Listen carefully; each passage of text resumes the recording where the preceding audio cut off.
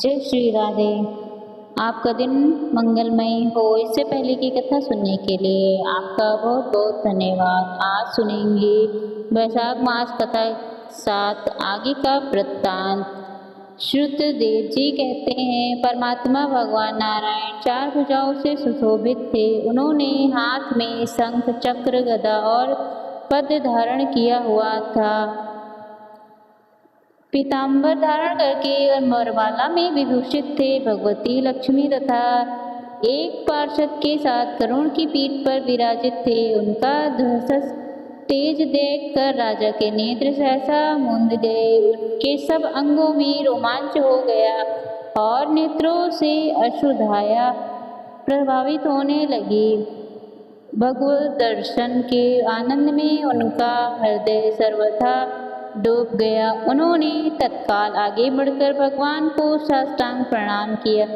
फिर प्रेम विहल नेत्रों से विश्वात्मा जगदीश्वर श्री हरि को बहुत देर तक निहार कर उनके चरणों को धोए और उन चरणों के जल को अपने मस्तक पर धारण किया। उन्हीं चरणों की धोवन रूपा श्री गंगा जी ब्रह्मा जी सहित तीनों लोगों को पवित्र करती है। तत्पश्चात राजा ने महान वैभव से बहुमूल्य वस्त्र, आभूषण और चंदन से हार, धूप, दीप और अमृत के समान नैवेद्य के निवेदन आदि से अपने तन, मन, धन और आत्मा का समर्पण करके अद्वितीय पुराण पुरुष भगवान विष्णु की पूजन किया। पूजा के बाद इस प्रकार स्तुति की, जो निर्गुण निरंजन एवं प्रजापतियों के भी अधीश्वर हैं, ब्रह्मा आदि संपूर्ण देवता जिनकी वंदना करते रहते हैं, उन परम पुरुष भगवान श्री हरि को मैं प्रणाम करता हूँ। शरणागतों की पाप राशि का नाश करने वाले आपके चरणाविंदों को परिपक्व योग्य वाले योगियों ने जो अपने हृदय में धारण किया है, यह उनके लिए बड़े सौभाग्य की बात है।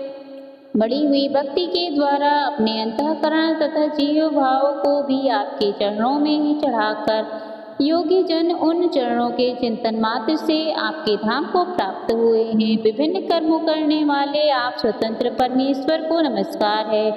साधु पुरुषों पर अनुग्रह करने वाले आप परमात्मा को प्रणाम है। आप प्रभु, आपकी माया से मोहित होकर मैं स्त्री और धन रूपी विषयों में ही भटकता रहा हूँ। अनर्थ में ही मेरी अर्थ दृष्टि हो गई थी। प्रभु विश्व मूर्ति, जब जीव पर आप अत्यंत शक्ति परमेश्वर की कृपा होती है, तभी उसे महापुरुषों का संग प्राप्त होता है, जिससे यह संसार समुद्र गोपन के समान हो जाता है।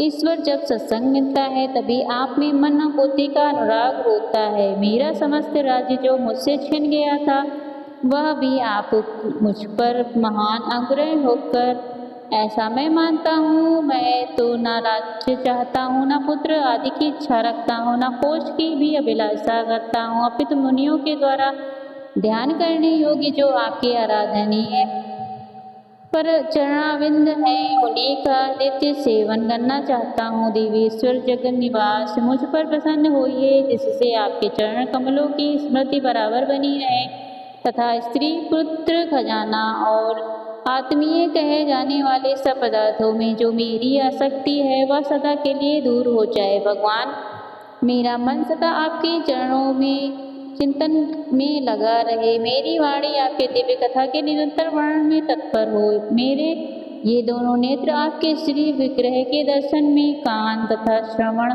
में तथा रसना आपके भोग लगाए हुए प्रसाद के आस्वादन में प्रवृत्त हो। प्रभु, मेरी नासिक आपके चरण कमलों की तथा आपके भक्तजनों के गंध विलाप आदि की सुगंध लेने में, दोनों हाथ आपके मंदिर में झाड़ू देने आदि की सेवा में, दोनों पैर आपके तीर्थ और कथा स्थान की यात्रा करने में तथा मस्तक निरंतर आपको प्रणाम करने में संलग्न रहे। मेरी कामना आपकी उत्तम कथा और बुद्धि अहनिष्ठ आपका चिंतन करने में तत्पर हो। मेरे घर पर पधारे हुए मुनियों द्वारा आपकी उत्तम कथा का वर्णन तथा आपकी महिमा का गान होता रहे और इसी में मेरे दिन बीते। विष्णु, एक क्षण तथा आधे पल के लिए भी ऐसा प्रसंग न उपस्थित हो जो आपकी चर्चा से रहित हो। हरे, मैं परमवेष्टि ब्रह्मा का पद, भूतल का चक्रवर्ती राज्य और मोक्ष भी नहीं चाहता। केवल आपके चरणों की निरंतर सेवा चाहता हूँ, जिसके लिए लक्ष्मी जी तथा ब्रह्मा, शंकर आदि देवता भी सदा प्रार्थना करते रहते हैं। राजा के इस प्रकार स्तुति करने पर कमल नयन भगवान विष्णु ने प्रसन्न हो मेघ के समान गंभीर वाणी में इस प्रकार राजा से कहा, राजन, मैं जानता हूँ तुम मेरे श्रेष्ठ भक्त हो, कामना रहित निष्पाप हो नरेश्वर। मुझ में तुम्हारी दृढ़ भक्ति हो, अंत में तुम मेरा सामुज्य प्राप्त करो। तुम्हारे द्वारा किए हुए इस स्रोत से इस पृथ्वी पर जो लोग स्तुति करेंगे उनके ऊपर संतुष्ट हो।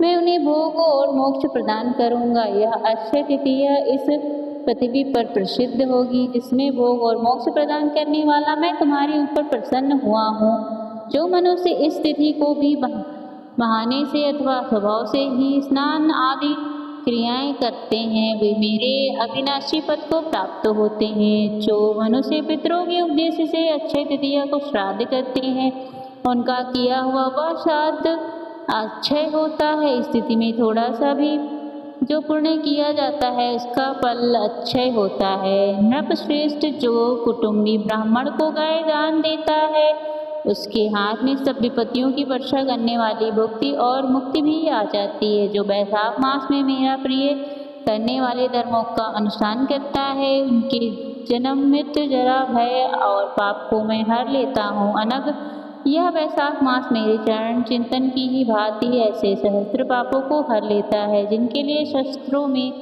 कोई प्रायश्चित नहीं मिलता। राजा को यह वरदान देकर देवाधिदेव भगवान जनार्दन सबकी देखते देखते वहीं अंतर ध्यान हो गए।